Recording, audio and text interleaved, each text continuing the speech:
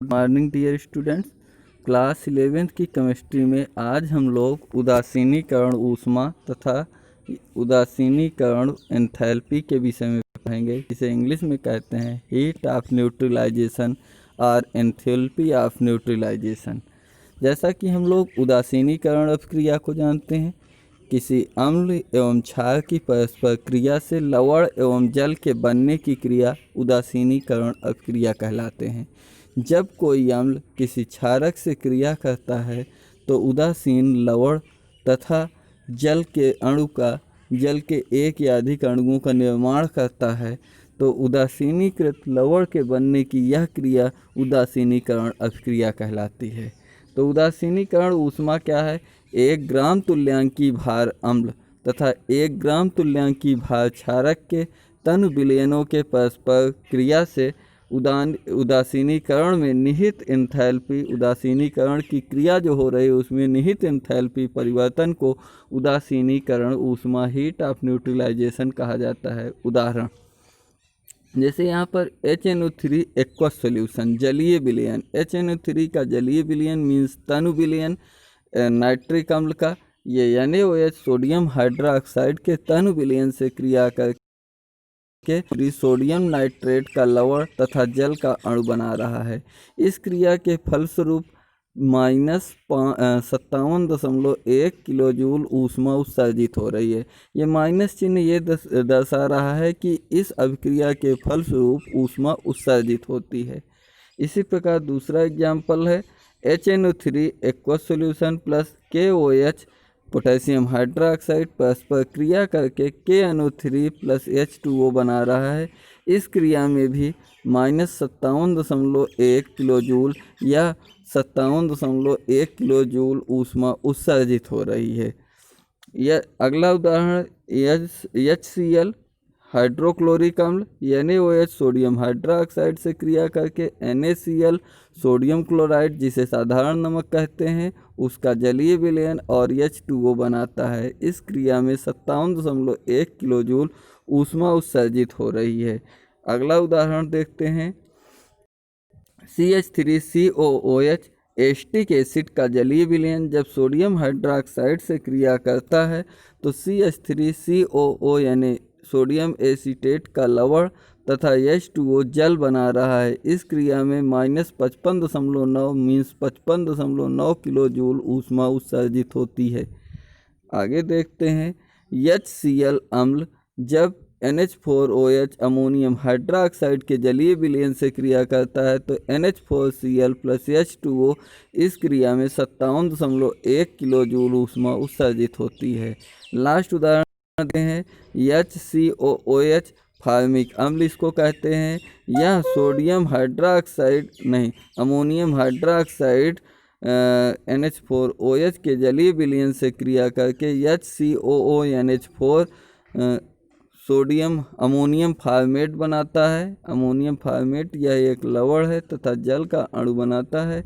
इस क्रिया में -49.8 किलो जूल ऊष्मा उत्सर्जित हो रही है। उपरोक्त उदाहरणों में HCl व HNO3 प्रबल अम्ल हैं, जबकि HCOOH सोडियम फार्मेट वो फार्मिक अम्ल तथा एस्टिक एसिड ये दुर्बल अम्ल हैं। तो दुर्बल अम्ल हैं, दुर्बल क्षारक दुर्बल अम्ल है। सोडियम हाइड्रोक्साइड तथा पोटेशियम हाइड्रोक्साइड प्रबल क्षार हैं तथा अमोनियम हाइड्रोक्साइड एक दुर्बल क्षार है। स्पष्ट है कि प्रबल अम्ल तथा प्रबल क्षार की क्रिया उदासीनीकरण क्रिया कहलाती है, जिसके फलस्वरूप 57.1 किलो जूल ऊष्मा उत्सर्जित हो रही है।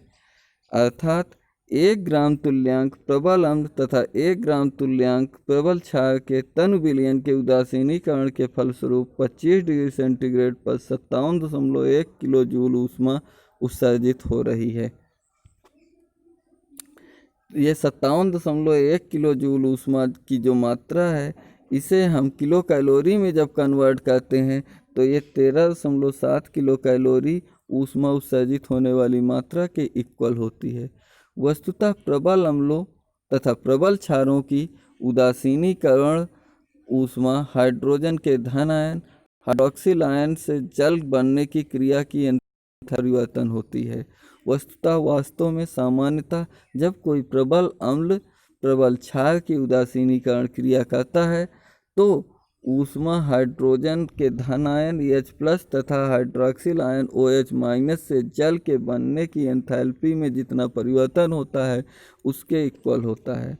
अतएव इसका मान सभी प्रबल अम्लों तथा प्रबल क्षारों के उदासीनीकरण के लिए मान के लगभग बराबर रहता है। H+AQ+OH-AQ माने धन आयन हाइड्रोजन धन आयन तथा हाइड्रोक्सिल आयन परस्पर क्रिया करके जल के अणु का निर्माण करते हैं। इस क्रिया में 57.1 किलो जूल के बराबर ऊष्मा उत्सर्जित होती है। यह उत्सर्जित हुई ऊष्मा की मात्रा ही उदासीनीकरण ऊष्मा कहलाती है। दुर्बल अम्ल तथा दुर्बल क्षार की उदासीनीकरण ऊष्मा दुर्बल अम्ल तथा दुर्बल क्षार की उदासीनीकरण ऊष्मा का आंकिक मान 57.1 किलो जूल अथवा 13.7 किलो कैलोरी से कम होता है, अर्थात इसके उदासीनीकरण में उत्सर्जित ऊष्मा 57.1 किलो जूल से कम होती है। इसका कारण यह है कि दुर्बल अम्लों तथा दुर्बल क्षारों का आयनन पूर्ण रूप से नहीं हो पाता है, जबकि प्रबल अम्ल प्रबल क्षारों की क्रिया से बने हुए लवण का पूर्ण उदासीनीकरण हो जाता है और इस प्रक्रिया में इनका आयनन भी पूरी तरह से हो जाता है, अर्थात H+ तथा OH- के संयोग से उत्सर्जित ऊष्मा का कुछ भाग दुर्बल अम्ल या दुर्बल क्षार के आयनन में प्रयुक्त होता है।